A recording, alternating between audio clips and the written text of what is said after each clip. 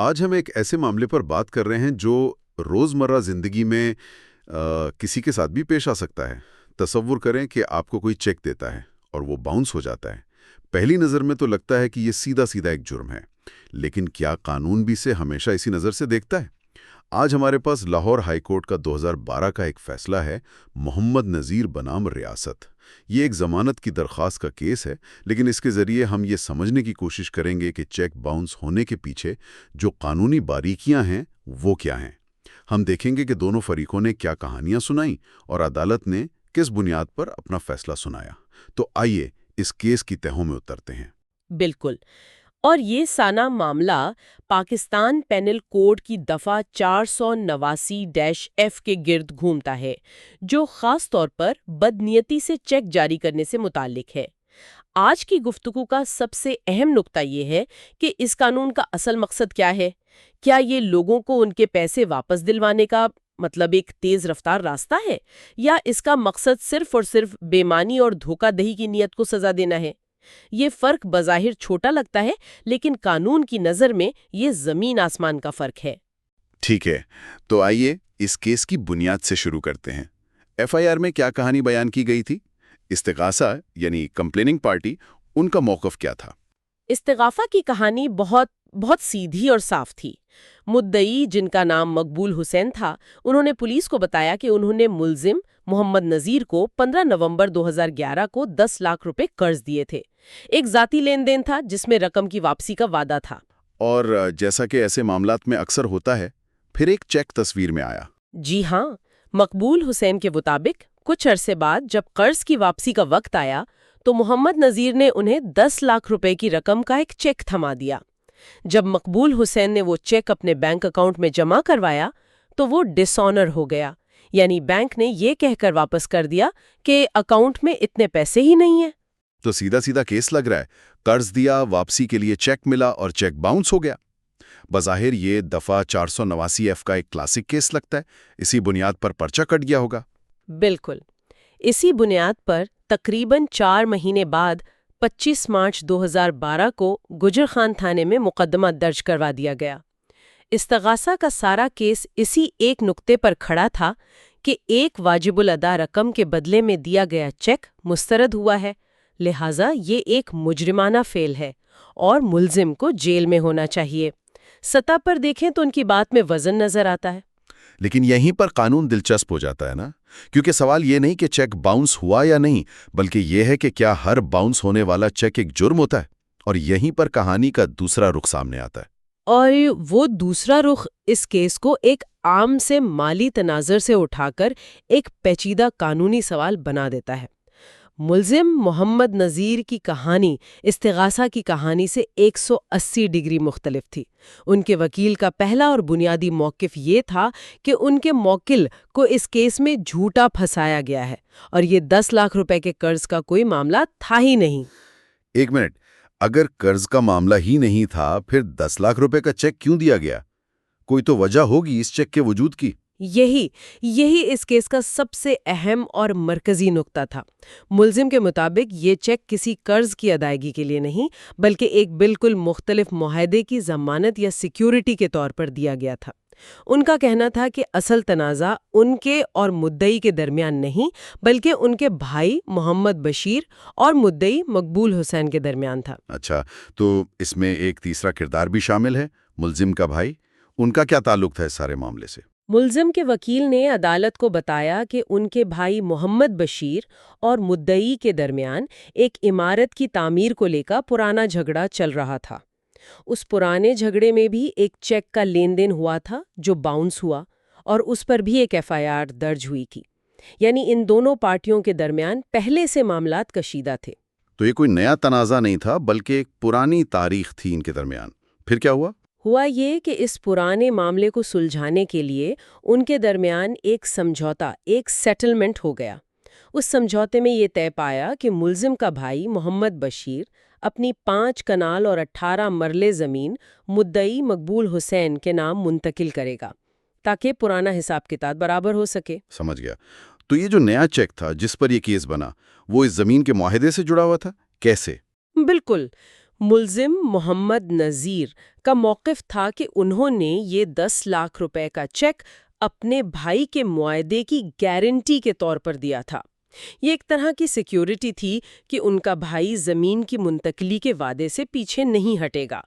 اس check کا مقصد cash کروانا نہیں تھا، بلکہ صرف معاہدے کی پاسداری کو یقینی بنانا تھا۔ واہ، یہ تو کہانی بالکل ہی پلٹ گئی۔ تو ملزم یہ نہیں کہہ رہا کہ اس نے چیک نہیں دیا، بلکہ وہ کہہ رہا ہے کہ چیک دینے کی وجہ وہ نہیں تھی جو بتائی جا رہی ہے۔ لیکن پھر اس گارنٹی کا کیا بنا؟ کیا وہ زمین منتقل ہوئی؟ نہیں، ملزم کے مطابق زمین کی منتقلی کا وہ معاہدہ کسی وجہ سے پایۂ تکمیل کو نہیں پہنچ سکا۔ جب معاہدہ ہی ختم ہو گیا تو گارنٹی کی بھی کوئی حیثیت نہیں رہی۔ اس پر محمد نذیر نے قانونی راستہ اختیار کرتے ہوئے مدعی کو ایک لیگل نوٹس بھیجا کہ چونکہ معاہدہ ختم ہو چکا ہے، لہٰذا میرا سیکیورٹی والا چیک مجھے واپس کیا جائے۔ یہ ایک بہت اہم قدم ہے۔ اس سے ان کی نیت کا اندازہ ہوتا ہے۔ یہ ظاہر کرتا ہے کہ وہ چیک کو واپس لینے کے لیے سنجیدہ تھے۔ صرف یہی نہیں، انہوں نے اس سے بھی بڑا قدم اٹھایا۔ انہوں نے مدعی کے خلاف ایک دیوانی مقدمہ یعنی سوٹ فار ڈیکلیریشن بھی دائر کر دیا، جس میں عدالت سے استدعا کی گئی کہ اس چیک کو غیر قانونی قرار دے کر مدعی کو اسے استعمال کرنے سے روکا جائے۔ اور یہ دیوانی مقدمہ اس فوجداری کیس کے درج ہونے سے پہلے کا تھا۔ ایک منٹ، یہ تو بہت ہی اہم تفصیل ہے۔ یعنی ملزم نے فوجداری کیس بننے سے پہلے ہی سول کورٹ جا کر یہ کہہ دیا تھا کہ یہ چیک گارنٹی کا ہے اور اسے غلط استعمال کیا جا سکتا ہے۔ یہ تو ان کی کہانی کو بہت مضبوط بناتا ہے۔ جی بالکل، اور ان کے وکیل نے یہی نقطہ عدالت کے سامنے رکھا کہ ان تمام کوششوں کے باوجود مدعی نے بدنیتی سے اس گارنٹی چیک کو بینک میں جمع کروایا، اور جب وہ لازماً باؤنس ہوا تو اس کی بنیاد پر یہ فوجداری مقدمہ درج کروا دیا تاکہ ان کے موکل پر دباؤ ڈالا جا سکے۔ ساتھ ہی انہوں نے یہ بھی بتایا کہ ملزم تقریباً 1.5 مہینے سے جیل میں تھا اور اس کا کوئی پرانا کرمنل ریکارڈ بھی نہیں تھا۔ تو اب ہمارے سامنے دو بالکل مختلف تصویریں ہیں۔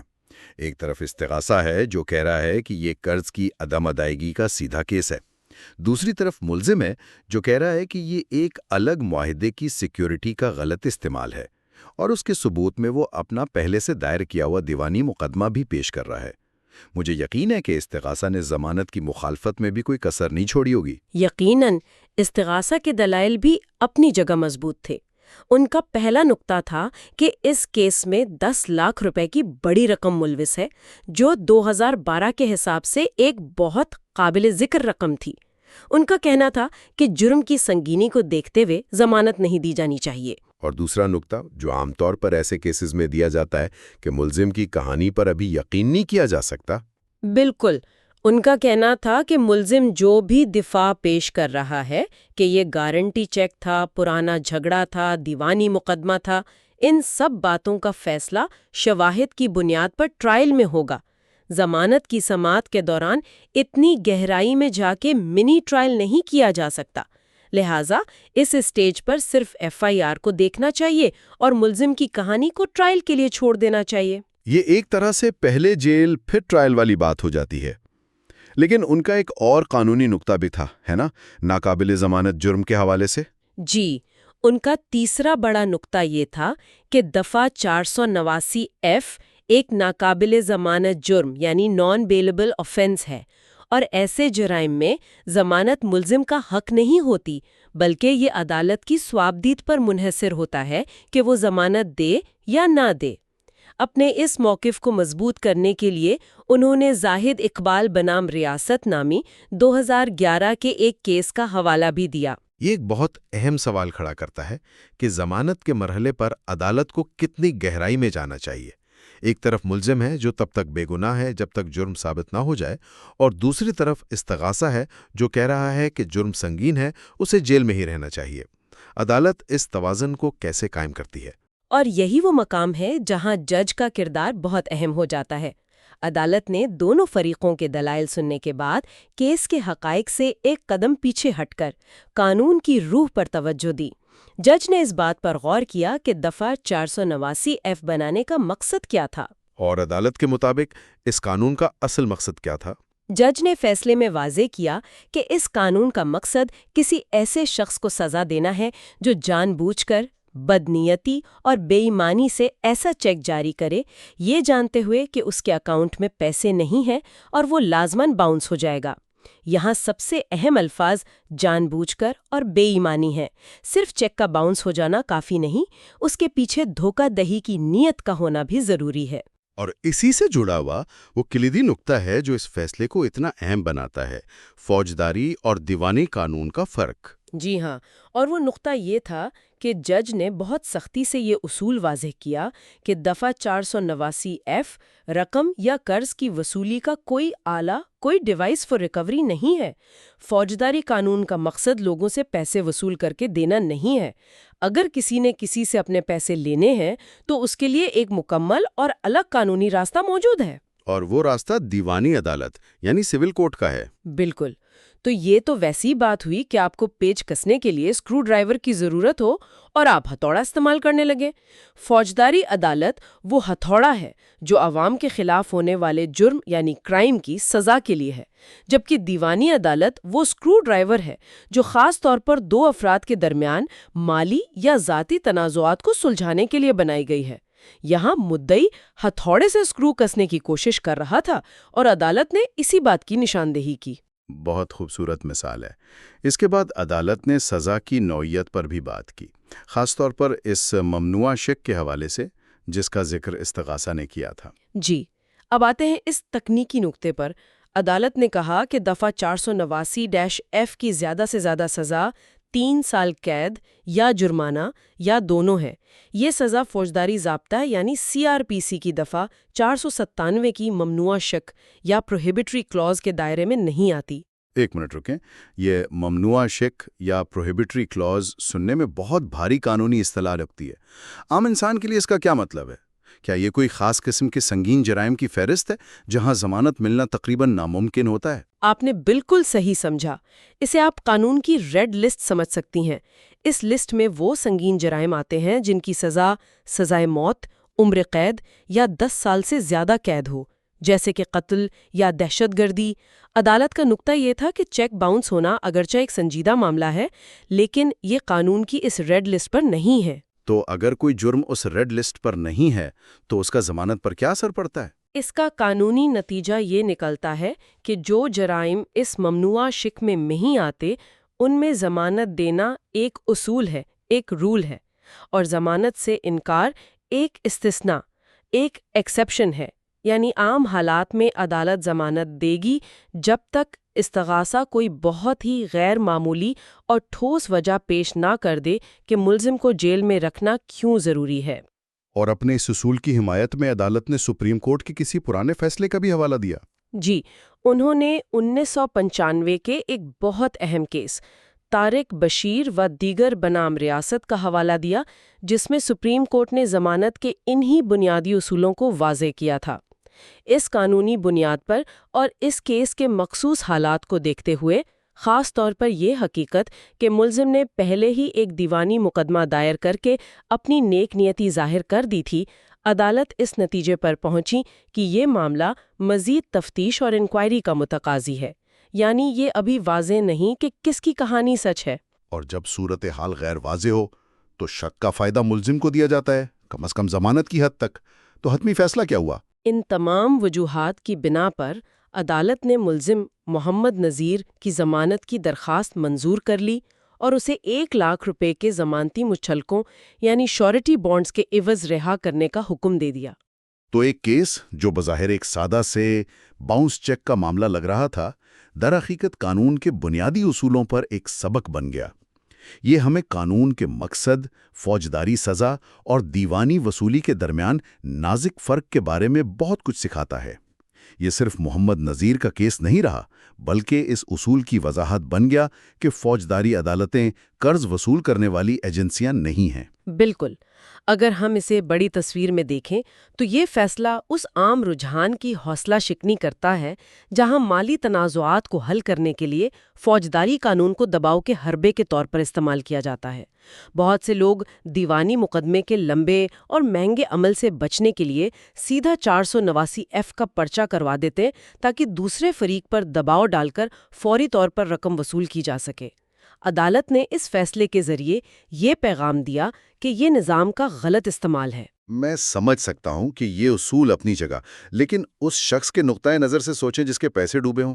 اگر کوئی آپ کو 10 لاکھ کا غلط چیک دے تو آپ کو تو یہی لگے گا نا کہ آپ کے ساتھ ایک سنگین جرم ہوا ہے۔ کیا یہ دیوانی غلطی اور جرم کے بیچ کی لکیر ایک عام آدمی کے لیے واقعی اتنی واضح ہے جو اپنا پیسہ کھو چکا ہے؟ یہ ایک بہت ہی اہم اور قابل فہم نقطہ ہے، اور قانون بھی اس احساس کو تسلیم کرتا ہے، اسی لیے 489F موجود ہے۔ لیکن قانون ایک فلٹر بھی لگاتا ہے۔ وہ کہتا ہے کہ ہم ہر مالی تنازع کو جرم قرار نہیں دے سکتے۔ ہمیں یہ دیکھنا ہوگا کہ کیا چیک دیتے وقت نیت واقعی دھوکہ دینے کی تھی۔ اگر کوئی شخص یہ ثابت کر دے کہ تنازع حقیقی ہے، کہ لین دین کی نوعیت کچھ اور تھی، یا یہ کہ اس نے بدنیتی سے کام نہیں کیا، جیسا کہ اس کیس میں ملزم نے دیوانی مقدمہ دائر کر کے کوشش کی، تو پھر فوجداری نظام انصاف ایک قدم پیچھے ہٹ جاتا ہے اور کہتا ہے کہ پہلے آپ اپنا اصل مالی تنازع دیوانی عدالت میں حل کریں۔ فوجداری نظام انصاف کا مقصد بے معنی کی سزا دینا ہے، ہر قسم کے قرض کی وصولی کرنا نہیں۔ آخر میں سامعین کے لیے سوچنے کے لیے ایک نکتہ چھوڑتے ہیں۔ اس فیصلے میں یہ بات بار بار آئی کہ ملزم نے چیک کے حوالے سے پہلے ہی ایک دیوانی مقدمہ دائر کر رکھا تھا۔ اب سوچنے کی بات یہ ہے کہ اس دیوانی مقدمے کا نتیجہ جو فوجداری کیس کے ساتھ ساتھ چل رہا تھا، اس کیس کے حتمی فیصلے پر کیسے اثر انداز ہو سکتا ہے۔ فرض کریں کہ دیوانی عدالت آخر میں یہ فیصلہ دیتی ہے کہ چیک واقعی ایک گارنٹی تھا اور اسے کیش نہیں ہونا چاہیے تھا، تو کیا اس فیصلے کے بعد بھی فوجداری عدالت اسی چیک کی بنیاد پر ملزم کو سزا دے سکتی ہے؟ دیوانی اور فوجداری قانون کا یہ باہمی ٹکراؤ اور تعلق ایک بہت ہی دلچسپ اور پیچیدہ قانونی میدان ہے جس پر مزید غور کیا جا سکتا ہے۔ You are watching Legal Gupshup and GK with MD, your source for legal, historical, and breaking news. Don't forget to like, subscribe, and share for more informative content.